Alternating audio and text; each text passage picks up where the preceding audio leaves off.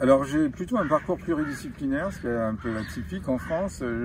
J'ai été tour à tour physicien, biologiste, anthropologue et psychanalyste.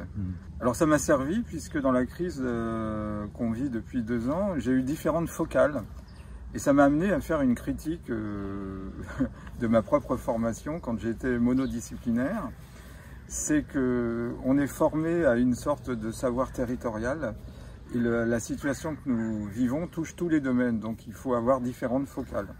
Comment expliquez-vous qu'aujourd'hui des surdiplômés n'arrivent pas à analyser la situation dans laquelle on se retrouve aujourd'hui? Je pense que beaucoup de gens ont été formés sur un territoire de savoir et qu'ils n'ont pas vraiment, au sens étymologique, l'intelligence.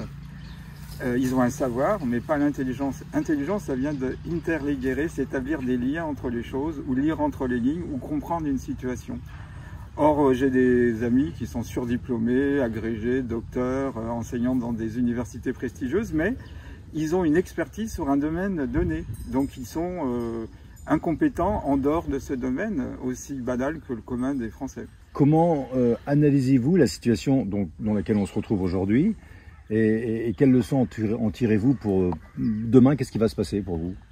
Je crois que c'est fini le temps des révolutionnaires, on rentre dans le temps des révélationnaires, c'est-à-dire qu'il fallait qu'on comprenne qu'on a vécu dans une sorte de monde virtuel. Il y a un film qui illustre bien ce qu'on a vécu pendant, j'allais dire des siècles, c'est le Truman Show, c'est-à-dire on était dans une sorte de série télévisuelle où on nous faisait croire que telle ou telle chose était la vérité.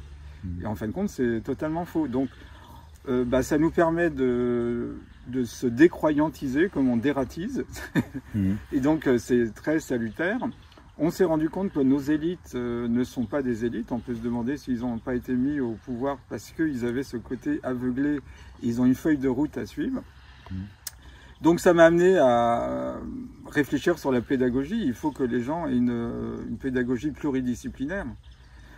La critique que je fais, George Bernard Shaw, le fameux écrivain irlandais, l'avait déjà fait au 19e siècle, il disait à force de connaître tout sur rien, on finit par connaître rien sur tout.